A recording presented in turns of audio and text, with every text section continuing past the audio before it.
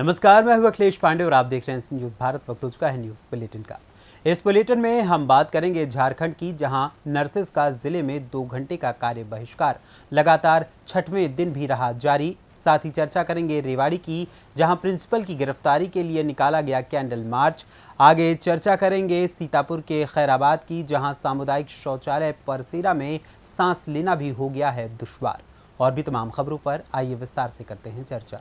Rajasthan nurses संयुक्त संघर्ष समिति झालावाड़ के तत्वाधान में प्रांतीय आह्वान पर पूरे राज्य में 11 सूत्री मांगों को लेकर 18 जुलाई से धरना प्रदर्शन चल रहा है।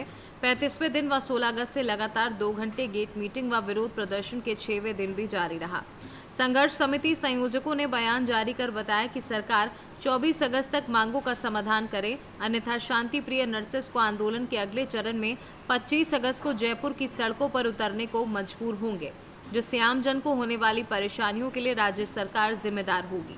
साथ ही उपस्थित सभी नर्सेस ने एक स्वर में इस तरह की दमनात्मक कार्यवाही का विरोध किया एवं संघर्ष को और भी जोश से आगे बढ़ाने पर जोर दिया।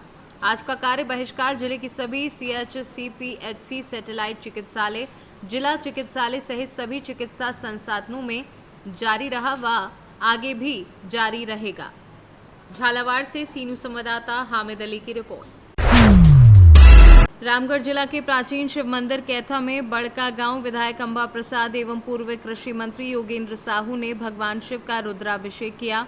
बड़का गांव विधानसभा क्षेत्र सहित राज्य में खुशहाली की कामना के लिए बड़का गांव विधायक अंबा प्रसाद एवं पूर्व कृषि मंत्री योगेंद्र साहू ने पवित्र श्रावण मास की सप्तम सोमवारी पर आज सुबह प्राचीन शिव मंदिर कैथा रामगढ़ में पूजा अर्चना और भगवान शिव का रुद्राभिषेक किया। विधायक अंबा प्रसाद सावन मास में बुढ़वा महादेव से रुद्राभिषेक का कार्यक्रम शुरू किया और आज रामगढ़ के प्राचीन शिव मंदिर कैथा में भगवान शिव का रुद्राभिषेक किया। वहीं विधायक अंतिम सोमवारी तक अनेकों प्राचीन मंदिरों में जाकर रुद्राभिषेक करेंगे।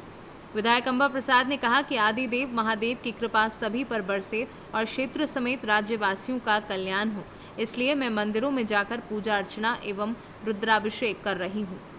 देखिए, उद्देश्य कुछ नहीं है, बस भक्ति है, भक्ति भाव का अभी तो पवित्र मास सावन मास चल रहा है और ये हम लोगों के पास इतना शुभ मुहूर्त है। इस समय हम लोग शिव भगवान का पूजा करते हैं और मैं शिव भक्त हूँ, तो जितने भी प्राचीन मंदिर हैं हम लोग कोशिश कर रहे हैं कि मौका मिले वहाँ पे जाके दर्शन करने का। तो आज सौभाग्य प्राप्त हुआ यहाँ पे प्राचीन शिव मंदिर कैथा आने का और कई लोगों से मिलने का भी मौका मिला और अच्छे से पूजा हुआ।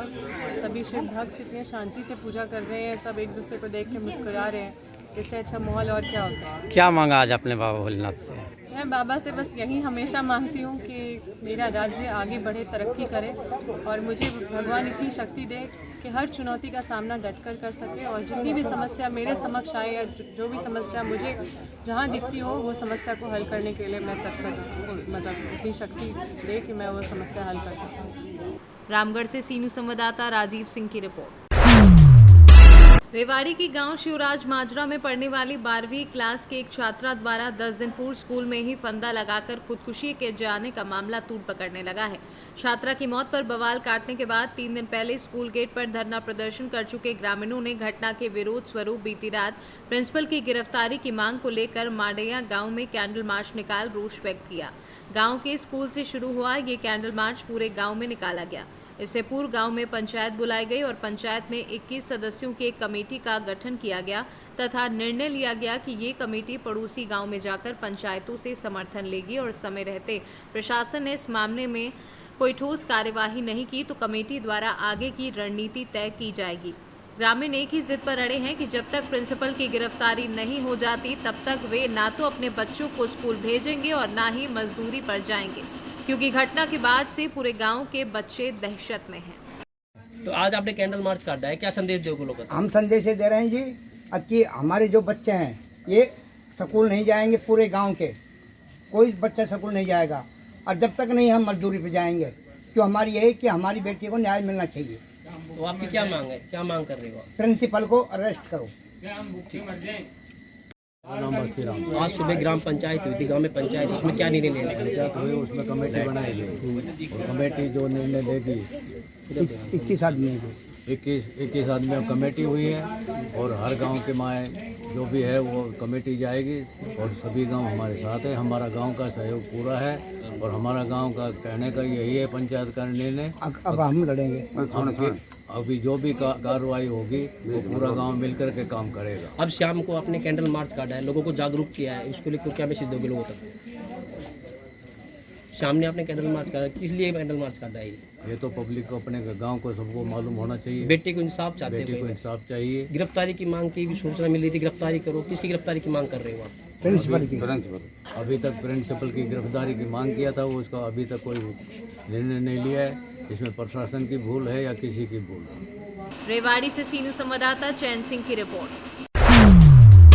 शहडोल में पदस्थ एडीजीपी दिनेश चंद्र सागर को मध्य प्रदेश के मुख्यमंत्री शिवराज सिंह चौहान ने स्वतंत्रता दिवस पर पुलिस सर्विसेज के सबसे सर्वोच्च पदक से पुरस्कारित किया है। वहीं ये अवार्ड पुलिस सर्विसेज पर विशिष्ट सेवा के लिए राष्ट्रपति के द्वारा उन व्यक्तियों को लंबी और विशिष्ट सेवा के लिए प्रदान किया जाता है जिन्होंने पुलिस सेवा या केंद्रीय पुलिस और सुरक्षा संगठनों में कम से कम 21 वर्ष की सेवा की हो। वहीं वीरता के लिए राष्ट्रपति का पुलिस पदक जीवन और संपत्ति को बचाने, अपराध को रोकने और अपराधियों को गिरफ्तार करने में वीरता के लिए प्रदान किया जाता है। शहडोल संभाग में प्रतिस्थापन के बाद से शहडोल संभाग के तीनों जिले शहडोल, अनूपपुर, उमरिया में अपराध का ग्राफ तेजी से नीचे आया है। एडीजीपी दिनेश चंद्र सागर की कार्यकुशलता से पुलिसिया कार्यवाही से आदतन अपराधी माफियाओं ने या तो संभाग छोड़कर दूसरे ठिकाने बना लिए या अपराध करना छोड़कर सामान्य जीवन में प्रवेश कर लिया है। भारतीय पुलिस सेवा में यानी आईपीएस में जो अधिकारी होते हैं और वैसे भी जो पुलिस के अधिकारी होते हैं उनको केंद्र सरकार द्वारा उनकी जो सर्विस की अवधि है उसके आधार पर और उनके द्वारा किए गए उत्कृष्ट कार्यों के आधार पर, सराहनीय कार्यों के आधार पर ये सर्विस मेडल दिए जाते हैं। तो इसी क्रम में मुझे बड़ा हर्ष है और मुझे बड़ा गर्व है कि मुझे महामहिम राष्ट्रपति जी के द्वारा जो विशिष्ट सेवा पदक है, पुलिस का सर्वोच्च एक सर्विस मेडल है, ये मुझे मध्य प्रदेश के आदरणीय मुख्यमंत्री जी के करकमलों से प्राप्त हुआ। ये मेरे लिए बड़ा गर्व का विषय है। और इसके साथ ही जो अन्य पदक हैं उन पदकों के पीछे भी सराहनीय कार्य, उत्कृष्ट कार्य और निरंतरता से यानी कंसिस्टेंट जो आपके उत्कृष्ट कार्य हैं उसकी भूमिका रहती है। जहाँ तक मेरा प्रश्न है, इसमें मुझे पुलिस मेडल फॉर गैलेंट्री यानी जिसको आप पुलिस का वीरता पदक जो कि महामहिम राष्ट्रपति द्वारा प्रदत्त किया जाता है वो प्रदत्त हुआ है, उससे मुझे अलंकृत किया गया है जब मैं देवास एसपी था। और इसके बाद पुनः जब मैं डीआईजी चंबल रेंज था वहाँ पर एक वीरता पदक से मुझे सम्मानित किया गया और मुझे उसका बड़ा गर्व है और उससे मुझे बड़ा उत्साह मिलता है। और जो दूसरी बार पदक मिलता है वीरता का, पुलिस पदक, उसमें बार दी जाती है, बार मुझे प्राप्त है। और इसके अतिरिक्त जब आप 15 वर्ष या उससे अधिक सेवा काल, सराहनीय सेवा जनता के प्रति समर्पित करते हैं तो आपको Indian police medal for meritorious service प्राप्त किया जाता है। ये भी मुझे प्राप्त हो चुका है। और इसके साथ ही यदि आप नक्सल क्षेत्र में काम करते हैं तो उन क्षेत्र में काम करने के लिए दो व्यवस्थाएं हैं। एक तो केंद्र सरकार की ओर से आपको आंतरिक सुरक्षा पदक प्राप्त दिया जाता है और दूसरा जो राज्य शासन है उनकी माध्यम से आपको दुर्गम सेवा पदक, ये उस जैसे मध्य प्रदेश है तो मध्य प्रदेश के माननीय डीजी साहब के द्वारा दिया जाता है। इसके साथ ही जो ये पदक हैं, जैसे स्वतंत्रता दिवस की 50वीं वर्षगांठ पर जो पदक है उसको लगाने पर बड़ा फ़ख्र हम महसूस करते हैं, गर्व महसूस करते हैं और जैसे अब ये जो 75वें साल है, इस 75वें साल जो हमारे स्वाधीनता का है, जिसको हम बड़े हर्षोल्लास से मनाते हैं, गर्व महसूस करते हैं और श्रद्धांजलि व्यक्त करते हैं उन वीर सपूतों को जिन्होंने इसमें योगदान दिया। और ये जो 75वें साल का जो अमृतकाल का जो पदक है, इसको लगाने में विशेष रूप से गर्व महसूस होता है। इस प्रकार कुल जो तालिका है वो 10 हो जाती है, लेकिन हमें कार्य निरंतर करते रहना चाहिए, जज्बे के साथ, पूरी ईमानदारी और पूरी पारदर्शिता के साथ में, जनहित के लिए।